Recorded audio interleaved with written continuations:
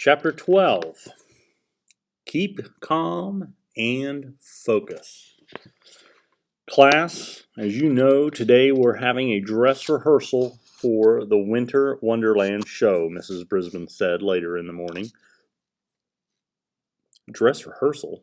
Not only did I not know we were having one, I didn't know what a dress rehearsal was.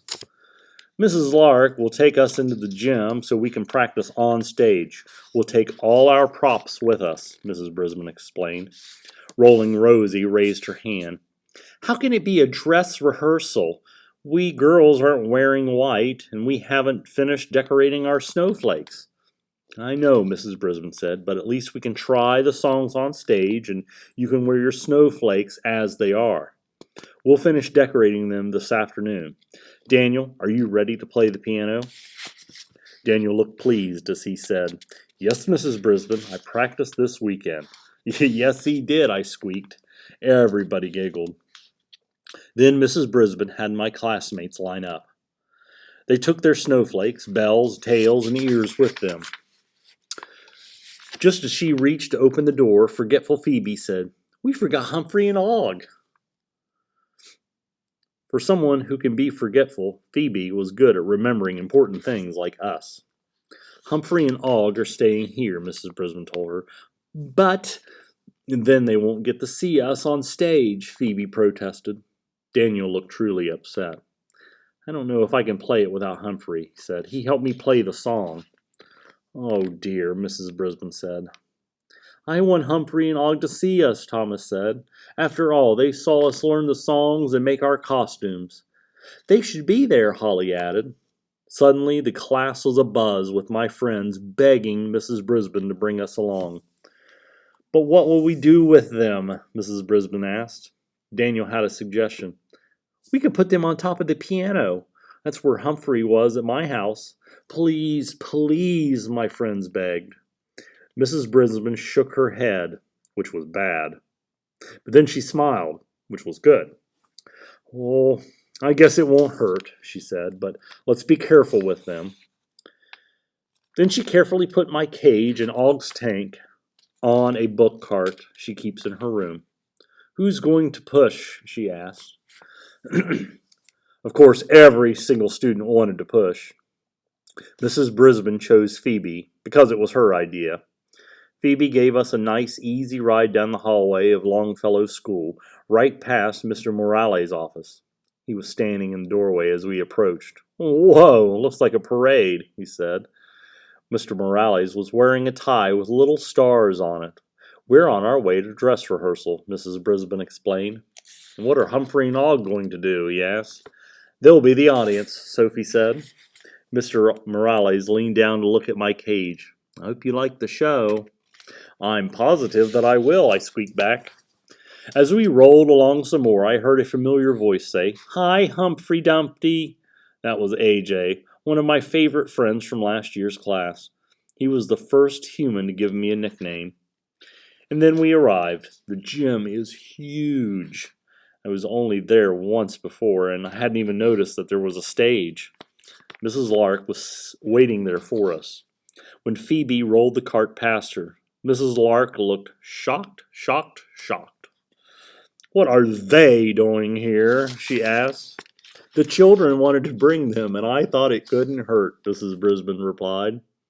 I don't think that's a good idea. Ms. Lark was looking pale. You won't even know they're here, Mrs. Brisbane said. Oh, look at the stage, Harry shouted. What a sight.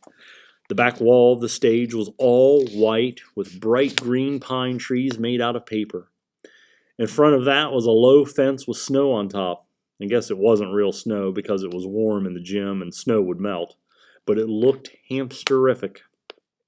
The piano was on one side of the stage. Mrs. Brisbane helped Phoebe put my cage and Og's tank on top. Mrs. Lark's keyboard was on the opposite side of the stage on a stand. All right, class, let's get organized. Put on your costumes quickly. Ms. Lark looked around nervously.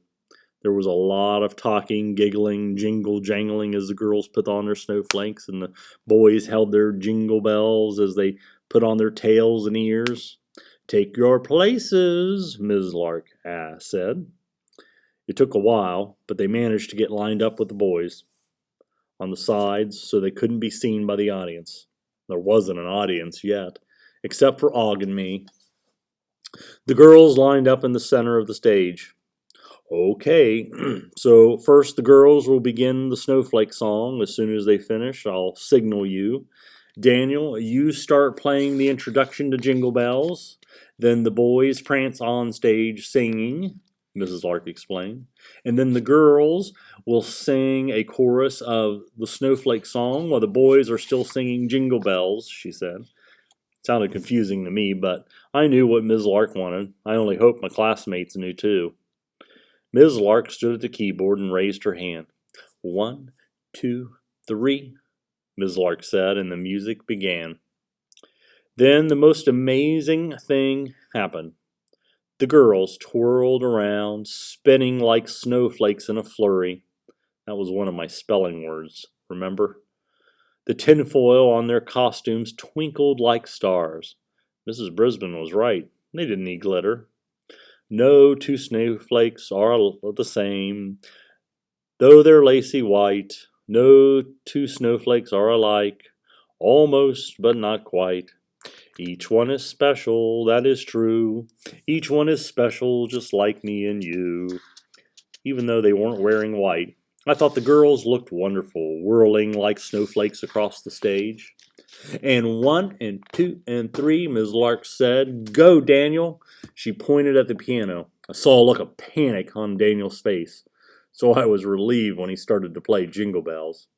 With each note he hit, my heart went thump, thump, thump, but I didn't have anything to worry about. This time, Daniel hit all the right notes. The boys came prancing in from both sides of the stage, and jingle bells and bells were jingling, and the boys looked a lot like horses. I loved it when they started to sing, jingle bells, jingle all the way. Oh, what fun it is to ride in a one-horse open sleigh. Hey. I didn't love it when I noticed that Joey wasn't singing along. Jingle bells, jingle all the way. Oh, what fun it is to ride in a one-horse open sleigh.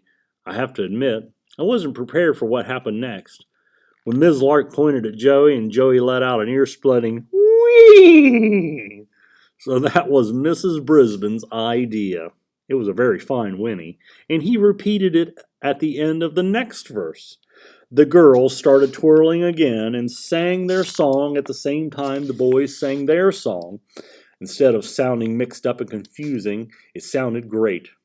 There were a few teeny tiny problems, though. The swirling snowflakes got a little carried away. I think Be Careful Kelsey imagined that she was dancing in the Nutcracker and whirled right into Rolling Rosie's wheelchair. Rosie spun into Phoebe, and well, let's just say instead of twirling, the snowflakes were stumbling across the stage. Meanwhile, the boys pranced like frisky horses until Slow Down Simon took a wrong turn and the line of boys toppled like a row of falling dominoes. "Stop!" Mrs. Lark shouted. She stopped playing her keyboard, but Daniel was concentrating so hard on his playing that he didn't even notice. He kept on jingling all the way. When the jingle jangling, twirling, swirling, stumbling, tumbling stopped, Mrs. Lark asked, "Is everyone okay?" My classmates all nodded. That was a big relief. "You are doing very well," Mrs. Lark said. "Just stay focused and calm on what you're doing." "You can do it," I squeaked. "Boing, boing," Og agreed. "Ms. Lark, we'll work really hard," Sophie said. "Won't we, everybody? We did well in rehearsal, and our costumes look so good. I know we can do it. I think if we all pull together and—" "Thank you, Sophie," Mrs. Lark interrupted. Not that I blame her. Sophie did tend to, well, talk a lot. "Joey, you were great," Mrs. Lark said. "You made the song so much better."